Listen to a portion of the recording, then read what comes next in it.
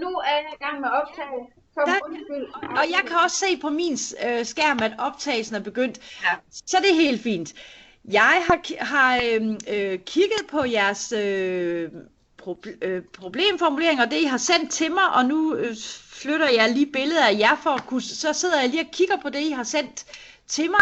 Og jeg synes jo, I er noget, at det er jo meget forskelligt, hvor hurtigt grupperne er til at komme i gang, og hvor langt de er nået, og I er altså noget vældig langt, synes jeg, og jeg synes, det ser rigtig fint ud, det I har sendt til mig umiddelbart. Jeg har nogle spørgsmål til det, men sådan helt overordnet, så synes jeg, det ser fint og lovende ud.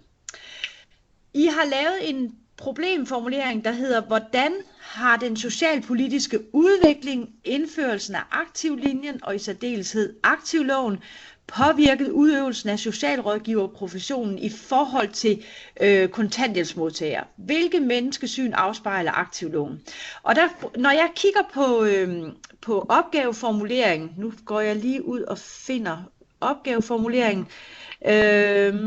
Nej, det var ikke der. Når jeg ser opgaveformuleringen for modul 2, hvor jeres problemformulering, altså det I skal holde jer inde for, det er nævnt i selve opgaveformuleringen, sammenhænge mellem velfærdsstatslige rammer og professionens praksis og eller menneske- og samfundssyn i socialt arbejde, der har I jo valgt at tage og med, så I har både sammenhæng mellem rammerne og professionen, og så har I også taget menneskesyn ind. Så på den måde kan man sige, at jeres problemformulering er bred, og det kan jo være, at det bliver for bredt, når I nu begynder at skrive, så kan det være, at det bliver for bredt for jer, men altså, det er jo meget fint, altså det er, I får jo dækket med den problemformulering, I har lavet, der får I dækket kravene i opgaveformuleringen, så der er ikke noget at sige til den. Men det er jo det der med, at man så kan man sige, så må man jo være lidt bredere, end hvis I kun havde valgt den første sammenhæng mellem rammerne og professionen. Men fint, jeg synes, det er fint, at I kører med den.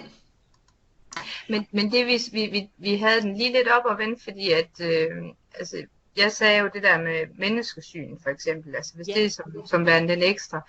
Jeg synes jo godt, at den implicit kan ligge i den første formulering deroppe, men det var vi ikke helt enige i. Nej. Altså jeg synes jo godt, man kan sådan, så kan den komme ind som en mindre del i forhold til, altså når den bliver skrevet i problemformuleringen, så oplever jeg jo, at det er noget, der skal skrives en hel del om. Altså man kan sige, at man skal i hvert fald, altså hvis man ikke skriver den ind, så kan man godt tage den med alligevel, men det er klart, at det der står i problemformuleringen, det skal I have en form for svar på. Men altså nu er det jo ikke sådan, at man ikke efterfølgende, altså I kan jo fjerne den igen, hvis I og tage den ind under det andet, hvis I vil. Altså på den måde, så er der jo lidt altså man har lov at have en arbejdstitel, som man ændrer lidt på hen ad vejen, ikke? Den her problemformulering, I har lavet, jeg synes, den er fint at arbejde med og gå efter. Og hvis I har behov for at skære sidste led væk, så gør I det. Den er fint og holder sig inden for det, den skal alligevel. Så vil jeg jo sige, altså det er jo det der med sammenhængende, der er udfordringen lidt i den her opgave på modul 2, og som lidt adskiller den opgave, I prøvede at lave på modul 1, altså sammenhængende mellem rammerne, de politiske rammer, de juridiske rammer, de økonomiske rammer, eventuelt, og det definerer jo selv, hvilke rammer I vil have med. Det bestemmer I jo lidt selv. Dog, så kan man sige, at I skal have politiske og juridiske rammer med. Det skal I have med i opgaven, hvilke politiske og juridiske rammer der er. Men ellers kan man sige, hvordan, altså hvor meget og hvordan, der er jo en vis frihed. Men det er påvirkning af profession, så man skal altså ind og se på sammenhængen i den her opgave. Og det der godt kan udfordre lidt, fordi det kan man måske ikke finde direkte i pensum. Der skal man koble samfundsfagspensum med måske pensum i socialt arbejde. Så det, og nu siger jeg det bare for, at så har jeg sagt det, fordi det er det, der er, jeg tænker, der sådan ofte er udfordringen i lige præcis den her opgave, at få koblet fagenes indhold. Jeg synes, det ser det der med, hvorfor I vil undersøge dette, det har I selv skrevet som spørgsmålstegn. Hvorfor har I valgt det her emne med aktivlinjen? Jamen, det har vi jo valgt, fordi vi faktisk synes, det er interessant. Når vi nu har arbejdet med de sociale modeller, at vi synes, at aktivloven umiddelbart set afspejler en model. Og hvordan er det så som socialrådgiver, hvis man i virkeligheden selv tror på nogle andre modeller? Hvordan passer man så ind i det her? Noget af det, vi startede med at snakke om, det var, at når man, ja, det var så egentlig lidt en anden vinkling, men at vi forestiller os, at ledige i dag føler sig mere, de er mere stigmatiseret i forhold til samfundet, end de var tidligere.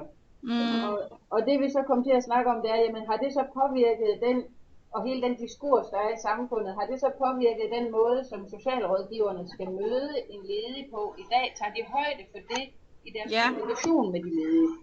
Ja. Men det vil kræve en del empiri og undersøge det, og så har vi sådan ligesom prøvet at dreje den over i noget, hvor vi kan bruge noget mere teori og litteratur. Fordi det der jo også stadigvæk lidt er udfordringen her på modul 1 og 2. Nu er I er jo netstuderende. I har nogle forudsætninger og en bagage med jer, som ofte er bedre end de dagstuderendes, men stadigvæk på modul 2, så tænker jeg, at vi som vejledere er meget opmærksom på det der med postulater. Altså, fordi når du siger, at de ledige er mere, hvad var det, du sagde, stigmatiseret i dag end tidligere, ikke også? Og det lyder meget sandsynligt, og der kan man sige, det skal jo bare dokumenteres, og ikke bare postuleres, at de er mere stigmatiseret i dag. Så der kan man sige, der er, jeg tænker, at den problemformulering, I har valgt, den er mulig at svare på dokumenteret i et vis forstand. Altså man kan sige, at der er noget af problemformuleringen, som kan være svært at finde dokumentation på, men jeg tænker, der er faktisk nogle faktuelle ting omkring altså den socialpolitiske udvikling, og hvad er det, man ville med aktivlinjen og aktivloven. Og der kan man godt dokumentere, hvad det betyder for socialrådgiverprofessionen, at de skal lave straf og sanktioner, og kontrollere fremmøde og sådan nogle ting. Det kan man godt, der kommer vi ind i et område, som vi godt kan dokumentere. Så derfor synes jeg, at jeres problemformulering umiddelbart ser fin ud, fordi det med postulater, det er en særlig problematik her på de første moduler, hvor I trods alt ikke har så meget i teoribagagen endnu. Så det skal I være opmærksom på, når I alt hvad I skriver skal kunne dokumenteres. Og det ved I selvfølgelig alt om. Det er også bare en af de ting, jeg skal sige, synes jeg. Men det er altid godt at få det en ekstra gang, Tove. Ja, ikke også? Fordi det er de der små ting, man kommer til at glemme det alligevel, ikke? Fordi sådan er det jo. Men Ja. Og vi ser det jo, altså jeg har også jo en del undervisning på dagholdet, og der ser vi det mere, tænker jeg, end på netuddannelsen, det der med postulaterne, ikke også?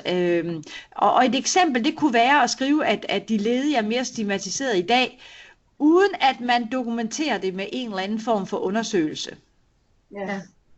Eller teori, eller hvad skal man sige, i hvert fald på en eller anden måde får det underbygget. Ja. Men altså jeg tænker, at jeres, det der med, hvorfor I vælger det emne, I har, det er fint. Altså, det synes jeg lyder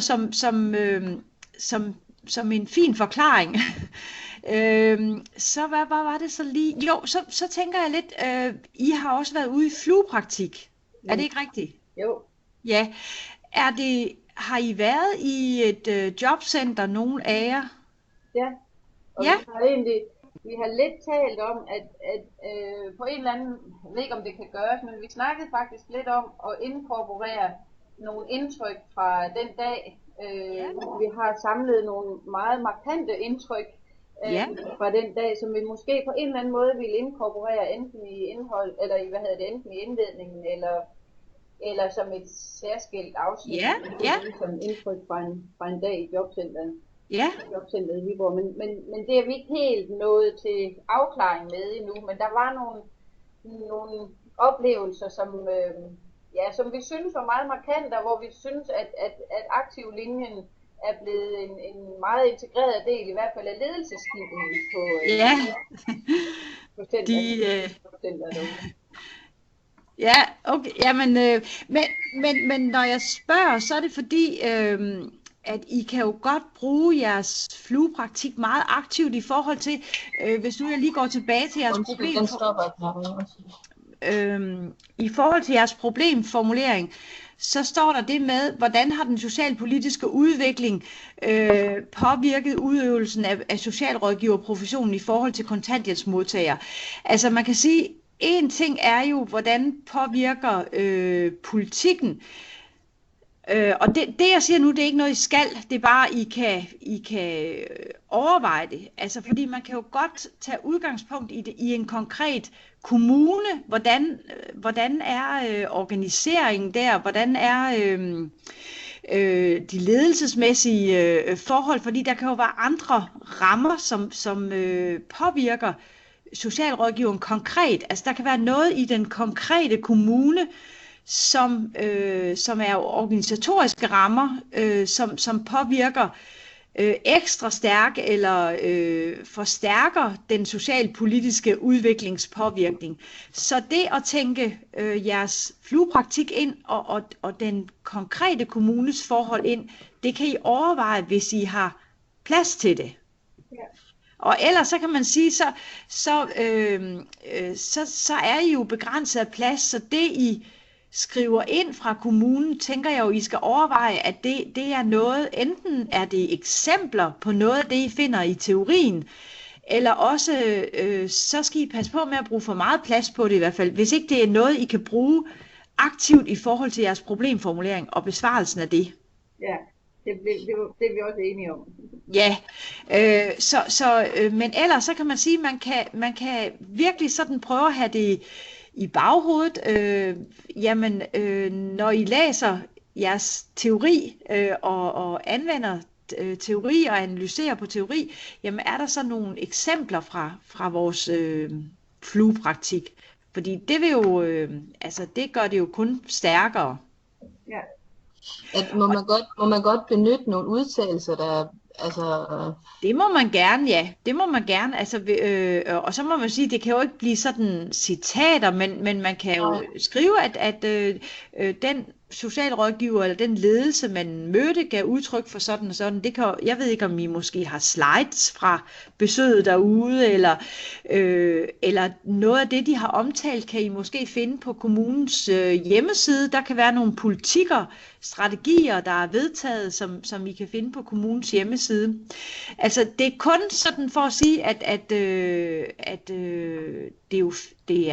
er fint, hvis man kan bruge fluepraktikken aktiv på den måde, men være selektiv i forhold til, at det er jeres problemformulering, der skal være styrende for hele opgaven, og for hvordan I skriver. Og jeres problemformulering kan også være, det har jeg i hvert fald gode erfaringer med, at man ligefrem bruger den som overskrift, eller hvad skal man sige, som styrende også for indholdsfortegnelsen. Noget med, hvordan udviklingen i politikken har været, jamen det kan være en overskrift, og det kan jeg se, det er det også næsten fra velfærdsstat til konkurrencestat.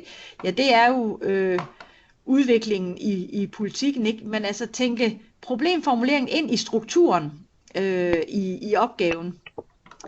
Og det synes jeg også allerede I har gjort, det er ikke det, men altså... Ja, hvad var det så lige mere, jeg tænkte på? Jo, altså samfundsfagligt, det teori, I har, det er, hvis vi sådan skal tænke vidensområder, så er det VU4 og VU1, I har taget ind i teorien indtil nu. Ja.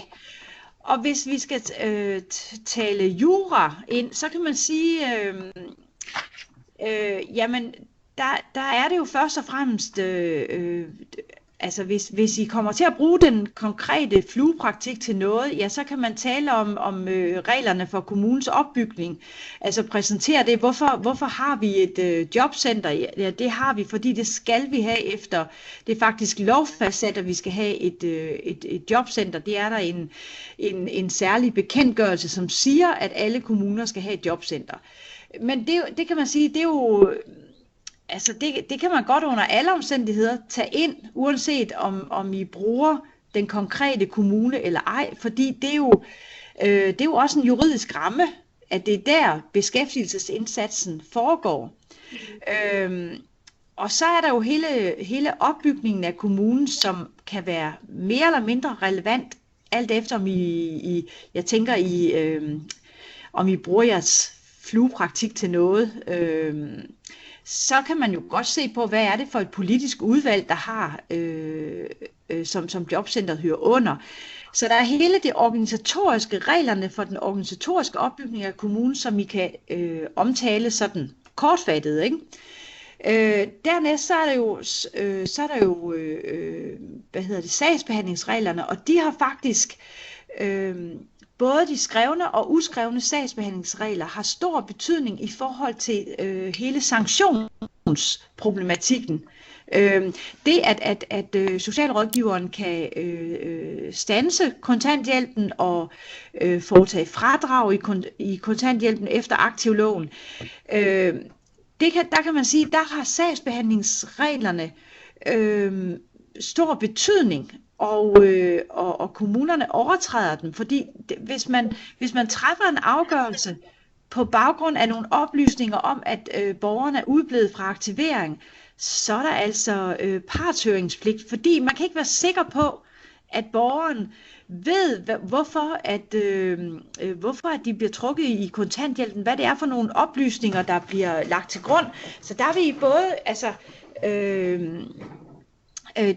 der kan man faktisk bruge sagsbehandlingsreglerne til at behandle spørgsmålet om retssikkerhed i forbindelse med de sanktioner, der er kommet ind. Og det vil jeg gerne, det skal nok hjælpe jer lidt med, men det er særligt sådan noget som partshøring, inden man træffer en afgørelse, ikke? At man siger til borgeren, ved du hvad, jeg har fået oplysninger fra jobcentret om, at du er udeblevet fra aktivering, hvad det nu er, borgeren har skulle være i, det betyder, at vi kan trække dig i kontanthjælpen efter de og de regler. Hvad siger du til det? Og det skal borgerne altså have en mulighed for at udtale sig om, inden man træffer afgørelsen. Borgeren skal også have en begrundelse, fordi man træffer jo en afgørelse, som går borgeren imod, så borgeren kan klage over det. Det kan være, at borgeren var syg, at det ikke var uberettiget fravær. hvis det er sådan nogle ting omkring sanktioner, I vil ind på, ikke også? Mm. Så er der mulighed for at bruge, altså der er sagsbehandlingsreglerne og borgernes partsrettigheder, de er deres, det der særligt skal være med til at sikre deres retssikkerhed i forbindelse med sanktionerne. Ja. Hvornår er det retssikkerhedsloven er vedtaget?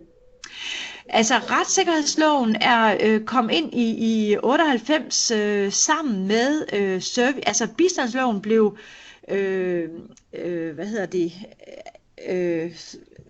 jeg mangler ord lige nu. Altså aktivloven, serviceloven og retssikkerhedsloven afløste bistandsloven. Okay, ja. Ja. Godt. I 98, så de kom nogenlunde samtidig, de tre love der. Ja. Det kan godt være, at retssikkerhedsloven kom lidt senere, men det er der i slut 90'erne, at alle tre love kom. Og selve, man kan sige, selve retssikkerhedsloven, kan man sige, der er jo noget omkring det, at når vi bevilger borgeren kontanthjælp, så skal borgeren oplyses om, at du får kontanthjælp, fordi du opfylder betingelserne.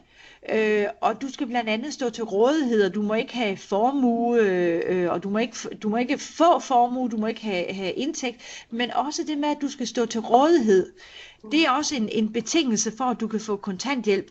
Og hvis du ikke længere kan stå til rådighed, fordi du har fået job eller andre ting, så skal du oplyse det.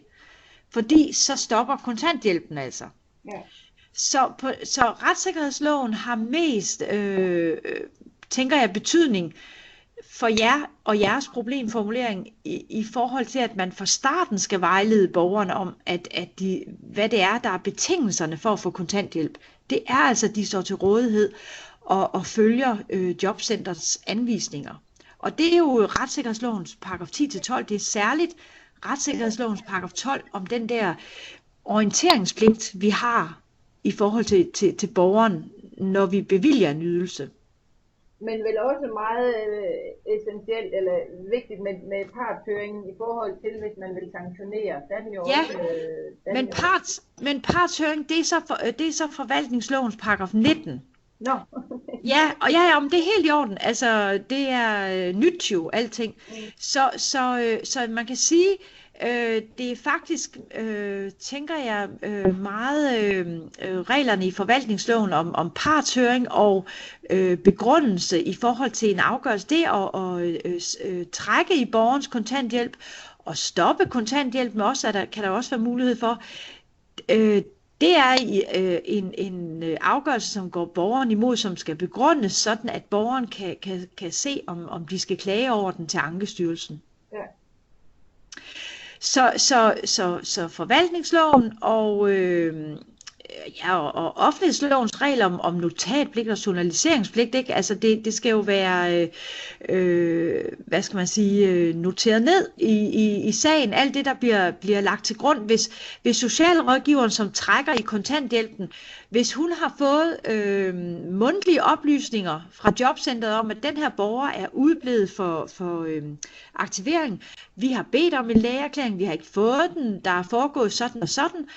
Hvis nu alle oplysninger er givet mundtligt, så er det jo utrolig vigtigt, at de er noteret ned, at vi har opfyldt journaliseringspligten, så borgeren kan bede om aktindsigt i det notat. Aktindsigt efter forvaltningslovens paragraf 9. Så altså sagsbehandlingsreglerne er utrolig vigtige i den i forhold til borgerens retssikkerhed, som jo netop bliver vigtig med den på den måde, som aktiveringspolitikken har udviklet sig. Ja. Med sanktioner, ikke? Jo. Så altså, man kan sige, nu er jeg jo, altså, det er jo sådan med de her opgaver, at de er tværfaglige, og hvis I havde fået en samfundsfagslærer som vejleder, så ville vedkommende kunne være rigtig skarp på jeres samfundsfaglige litteratur, og jeg kan se, at det ser Det jeg kan sige i forhold til jeres samfundsfaglige litteratur og politikken, det er, jeg synes det ser rigtig relevant ud, det litteratur I har med, og I har rigtig meget samfundsfaglig og social arbejde litteratur med. Det ser fint ud. Altså jeg tænker, jeg må høre lidt mere, når I når lidt længere om, hvad det er, I bruger det til. Ikke også? Fordi man kan sige, det der typisk er problemet med modul 1 og modul 2 opgaver, det er, at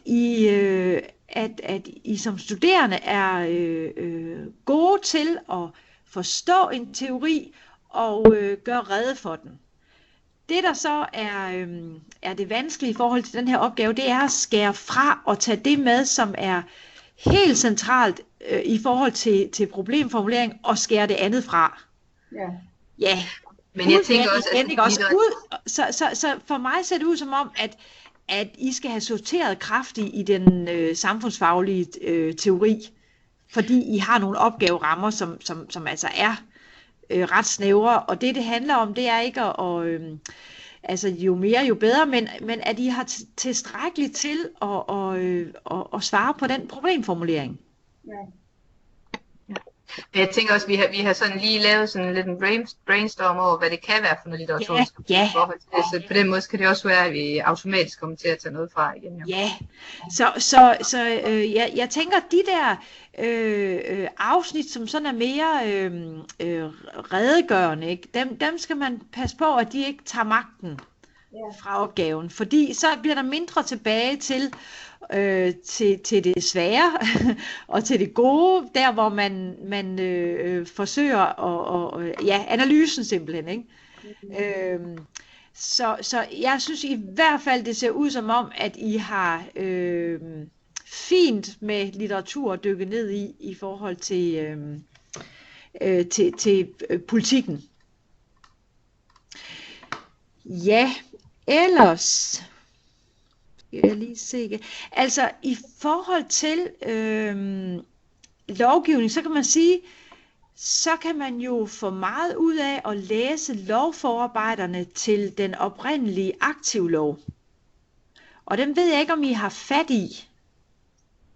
Altså er det lovforslagene, du tænker på? Ja, de gamle lovforslag til aktivloven. Ja, altså jeg har i hvert fald været inde og læse lovforslaget til aktivloven. Det gamle, altså der, men jeg synes ikke, altså der stod så sindssygt meget af. Nej. Men den giver jo en idé om, hvorfor er det, de tager fat på det her, og hvad jo. Og så var jeg inde og kigge lidt på bistandsloven også, og sådan at se, jamen hvor er det er så anderledes i forhold til, at dem, der modtager ydelsen, får nogle pligter, som de jo slet ikke var. Det var slet ikke i talesat tidligere på samme måde, at de med pligter, de havde. Nej. Men det er sådan det, jeg har brugt. Ja, men man kan i hvert fald ligesom få dokumenteret, hvad er det, der har været baggrund for de regler, der så er kommet, ikke? Ja. Og nogle gange vil man jo netop også se, at altså særligt på børneområdet, hvor jeg har erfaring, ikke også, hvor man siger, at der er tale om reformer, men når man så ser på, hvad det egentlig er, der bliver ændret i reglerne, så er det knap så stort, som det bliver italesat som. Men der må man altså sige, på beskæftigelsesområdet, der har man altså virkelig for vane at lave ting og regler om konstant. Ja, og der bliver der altså virkelig ændret, og der bliver lavet sanktioner og pisk og så videre i forhold til kontanthjælpsmodtagerne. Men det er også mere for, det lyder rigtig fint, I har været inde og finde de gamle forarbejderne. Det tænker, det er i hvert fald relevant at beskrive samtidig med, at man beskriver, bruger den teori, I har fra samfundsfag. Ja. Jeg sidder lige og tænker, Tove, nu snakker du om, at vi skal skrive noget om det organisatoriske og om sagsbehandlingsreglerne. kunne man forestille sig, at vi primært fokuserer på sagsbehandlingsreglerne? Ja, sagtens. Og det synes jeg, at jeres problemformulering lægger mere op til. Når jeg nævner det organisatoriske, så er det bare for lige at sådan gøre opmærksom på, hvad det er, I kan bruge den jura til, I har haft om kommunens opbygning. Ikke? Jeg synes klart, at jeres problemformulering lægger mere op til, at I fokuserer på sagsbehandlingsreglerne. Ja. Fordi det altså det forholdet til borgeren, ikke, som I også har lidt fokus på, ikke? Jo. Så der var du snakker om offentlighedsloven med notatpligt, retssikkerhedsloven i forhold til det der med, at de skal høres, ikke også? Retssikkerhedsloven, retssikkerhedsloven, det er det med, at den orientering, man skal give ved løbende ydelser, at de har pligt til at melde tilbage, hvis ikke længere de opfylder betingelserne. Og forvaltningsloven, det er, kan man sige, det er særligt reglerne om partshøring og begrundelse ved afgørelser. Ja. Også det, at I vil også kunne finde interessante ankestyrelsesafgørelser om det her med at stoppe kontanthjælp, altså det med at stoppe kontanthjælp i forbindelse med sanktioner. Det med, at nogle kommuner stopper kontanthjælp, eller det gjorde de før i tiden, jeg tror, der er kommet mere styr på det nu, men at de kunne finde på at stoppe kontanthjælpen, før borgeren havde fået en afgørelse, og overhovedet var blevet partshørt. Og der kan man sige, der redder den grundlæggende forvaltningsret, altså borgeren her, ikke? Fordi grundlæggende forvaltningsretlige principper, uskrevne, siger, at man kan altså ikke effektuere en afgørelse om at stoppe kontanthjælpen, før borgeren har fået en afgørelse. Altså partshøring skal ske, før man træffer afgørelsen, og afgørelsen skal altså meddeles borgeren, før man kan stoppe kontanthjælpen. Så der er nogle sådan grundlæggende forvaltningsretlige principper og regler, som sikrer borgerens retssikkerhed her. Ja. Det lyder godt. Ja, men altså, vi kan jo mødes igen. Ja. Ja. Hvor meget vejledning er det, vi har ret til? Ja, altså, det gider jeg. Jeg vil ikke... jeg gider ikke sidde og kigge på klokken, fordi jeg tænker, det kan godt være lidt forskelligt, hvor meget grupperne bruger os som vejledere, men altså, I skal ikke være så bange for det med tiden. Jeg skal nok sige, at nu nærmer vi os, og nu har I ikke så meget tilbage, men jeg synes faktisk aldrig, det er nødvendigt. Jeg synes, det regulerer helt sig selv. Ja, altså, så vi kan jo måske tales ved igen sidst på ugen her, eller jeg kan ikke huske, hvornår I skal aflevere. Den 24. Ja, så altså, vi kan tales ved sidst på ugen, det kan være først i næste uge, fordi det er jo noget med, hvornår I synes, at I har taget næste step, og har behov for lige at vende noget igen. Men må vi komme tilbage til dig med det, Tove, og så se, hvornår du har tid? Er det? Det er muligt at snakke med jer sidst på ugen. Sidst på ugen, ja. Det er absolut muligt. Spørgsmålet er, om vi når så langt, at det... Jamen, det kan også være starten af næste uge. Nu skal jeg lige tjekke min kalender her i næste uge. Jeg tror, det er noget med, at... ja, altså jeg har eksamen mandag den 13. Så der er det ikke så godt, men ellers tirsdag den 14. Er det muligt. Og jeg tænker også onsdag, torsdag, fredag, altså tirsdag, onsdag, torsdag i næste uge er muligheder. Mandag er ikke god. Nej. Ja, men det lyder rigtig godt. Ja, så det skulle være muligt, fordi jeg er stort set færdig med undervisning, så det er en helt anden fleksibilitet, der er nu. Det lyder bare godt. Ja. Men skal vi så ikke sige, at vi skriver til dig, når vi lige er et skridt videre? Jo. Og når det giver mening, det har i hvert fald været rigtig rart lige at... Ja, jeg synes, det ser meget fint ud, det I har gang i. Det lyder godt. Det er godt. Ja. Jamen, så må I have fortsat god arbejdslyst. Jo, tak. Jo, tak skal du have. Ja, så smutter jeg. Godt. Det var i orden. Hej. Hej.